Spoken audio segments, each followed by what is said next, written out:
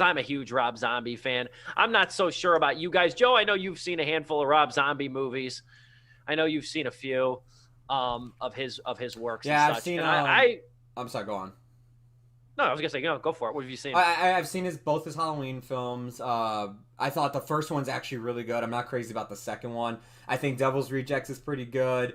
I thought Lords of Salem was all right, and then the House with a Thousand Corpses I think is good too. Like I think for a horror movie director, like some people talk about how extreme he is with like his dialogue in the movies, how like the F word said like in every sentence and everything. And sure, that is true, but I think he has a really cool like the best way to put it honestly is like rock and roll style to horror movies honestly that I really Yes. appreciate. And it They're makes sense why it's grungy. rock and roll too.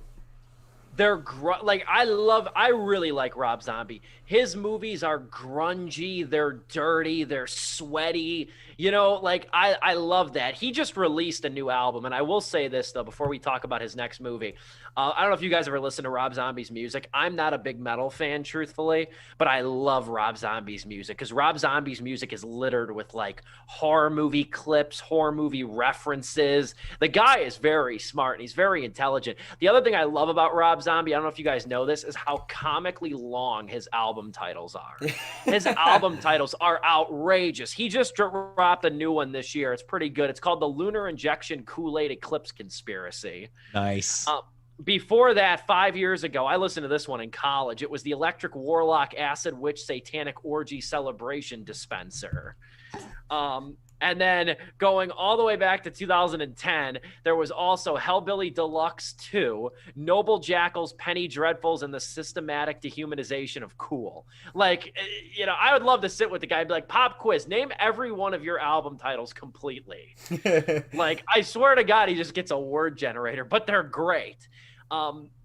They're really good albums. But moreover, though, his last movie was actually the third movie in the Devil's Rejects series. It's called Three from Hell, which I shockingly haven't watched yet. I keep forgetting I need to watch that probably for October. But he confirmed his latest movie this week. I am stoked because I don't know what the hell he's going to do with this. But he is adapting the Munsters into a movie. The Munsters ran for 2 seasons back in 1964. It spawned several movies, a sequel series in 1988. I even remember there was a reimagined series for NBC called Mockingbird Lane that was going to be a series on NBC. It was like an hour-long sort of special pilot, whatever you want to call it, but NBC never picked it up. I remember when that aired, that Mockingbird Lane. That was pretty good. That never got picked up though. But this new Munsters movie is going to star, of course, his wife Sherry Moon Zombie. I need to find me a woman who loves me like Sherry Moon loves Rob. Like, holy crap, there's something else. Them two have an awesome relationship. But it's going to star her. There's not many other huge people of note. The one cast member, if you saw, that's on this that I can't wait to see. She's 69 years old and she's still going, is Cassandra Peterson, better known as my mouse pad right here, Elvira over here. My ergonomical mouse pad. It's for carpal. God. It's for carpal tunnel. It's for carpal tunnel. Easy. I always tell people when they point it out when they come to my place, I always say easy on the eyes, easy on the wrists. Anyway, but yeah, she's gonna be in this damn thing too, so I'm pretty stoked for it. So that's pretty awesome. I forget you guys have never been to my place, so you never seen the Elvira mouse pad before. I tell you, that saying you just said got me good, man. But anyway, yep. Rob Zombie's doing the Munsters. He's got to make this a horror movie, I figure, because the Munsters was like comedy horror, not too far from the Addams Family. It wasn't as smart as the Addams Family, but it had comedy and horror elements. He's gonna have to. I think he's gonna make this batshit crazy. Is there any way this thing's not R-rated? If he makes a PG film, as much as it'll most likely be R-rated and everything, I would love to see a PG Rob Zombie movie. I want to know how far he'll take it. Eli Roth made The House with the Clock on the wall. And regardless of what you think of that, he did make a kids movie. He did, and honestly, that movie has some really cool visuals, and I think it's because Eli Roth likes making horror films, and he just kind of pushed it for a kids film. Rob Zombie, I'm going to go out. I'm going to say this. I don't think this is going out on a limb. He's never not made an R-rated movie. He's never not directed an R-rated movie. So I wonder what he's going to do with this, because the only thing too that he runs the risk of, I mean, I don't know how many diehard Munsters fans there are out there. Watch, we're going to get spammed now by like Munsters cosplayers and shit. I think most people are Addams Family people. I was going to say, like, when I first heard about this and I saw the picture, I'm like, isn't that just the Addams Family? It was a sillier, goofier sort of Addams Family thing. Herman Munster, like it was never amazing. I guess Rob Zombie loved it, grew up with it, which explains a lot. But I just wonder how he's going to take this, because it's like, you know, the people who watch the Munsters are like our parents' age. I mean, hell, my parents were like infants when this show came out. So like, I'm wondering what the hell this is going to do, because it's going to be on Peacock. I didn't mention that either, so I guess I don't have to worry about box office returns. It's going to be on Peacock, so who knows? We might review it. If Sleepless with Steve is still going in 2022, God willing and the creek don't rise, we will check it out. We'll get Dom to watch another horror movie over here. How about that? Honestly, I'd be down for it, because Rob Zombie's unique style with the Munsters just sounds interesting to me.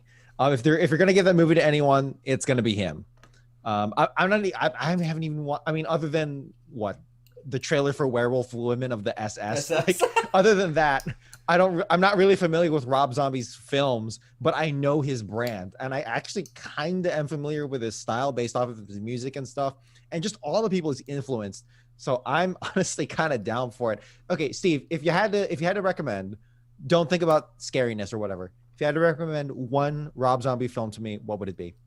Devil's Rejects. Yep. That was Devil's in my Halloween Rejects. ranking. That was in my Halloween ranking too. I top think five. I remember that. Yeah, love the Devil's Rejects. That is one of the most quotable horror films I've ever seen. That is one of the most quotable horror movies I've ever seen. That's his best movie. That is his best movie. Seriously. House of a Thousand Corpses is second, I would say. A lot of people say that one's better. I say Devil's Rejects. Is it free on Vudu?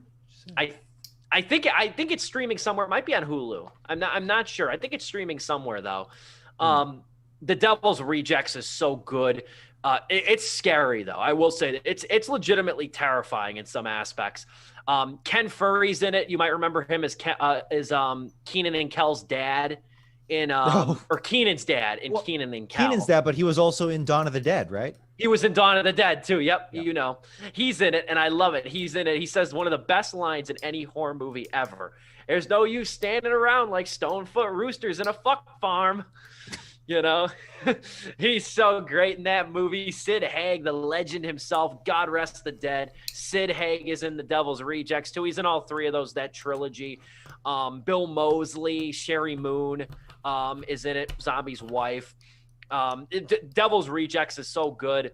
Then I like his Halloween movies. I like the second one a lot after rewatch. But then I watched it again, the director's cut. Zombie's cut of that movie, I found a new appreciation for it a couple of years ago.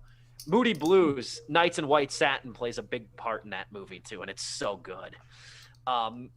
Definitely a weird one though. Takes some time to get used to, because he does do some revisionist stuff with Michael Myers and like telepathic communication. There's some weirdness in that movie, but it is good.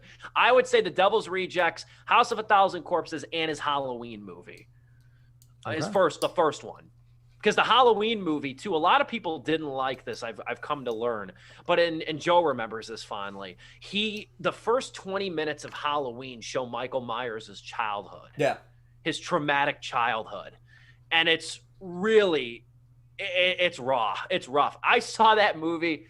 My uncle took me to that movie in the theater. I was 11 years old when I saw the first Halloween that Zombie did. I was 11 years old, and that movie was effing terrifying as a kid. I've since rewatched it a couple times. I can watch it, but man, my uncle took me to that. I was 11 years old. That thing was traumatizing, especially those opening 20 minutes with his dad, his stepfather, I think. That was horrifying. Joe knows what I'm talking about. No, the opening to that movie, again, it's something, and like Steve's right, a lot of people do hate that movie, and I understand where they're coming from. A lot of people hate like how that opening is. They're like, it's just too like silly. It's too extreme. Honestly, I found it effective. It creeped me the hell out the first time I watched it. Because, and you know what, and we'll wrap this up. I don't want to go too much longer, but I will say this though, because a lot of people took offense, and I didn't realize this till I got older when I was reading online. A lot of people are like, well, it doesn't leave Michael Myers a monster. He's a monster. This gives him like a backstory, like he's human or whatever. He's not like this fabled monster character. I said that, and I remember like even responding online. I'm like, that makes it legitimately more terrible. Yeah, it's a human Look at the being. childhood this kid had. Look at the childhood this kid had, and then he grew up to be this, like that, like further, because that gives it a degree of humanity. He's not this indestructible murderer. Excuse me, but like we hear stories about kids like doing something really terrible, whether it be a shooting or killing somebody with like a knife or something. And like sometimes it comes back to what's happening at home with their parents. I'm not saying like they're not like watching them. No, I'm talking about the abuse they go through. And it's just like, yeah, it made Halloween feel a bit more real in that aspect, that Michael Myers could be something that could happen. Yeah, he's taking the legend of it, of course, and like having like his own like creative liberty with it by making it more grounded. But there was nothing ever wrong with that. It's a reboot for a reason. That's why I hate fans sometimes, man.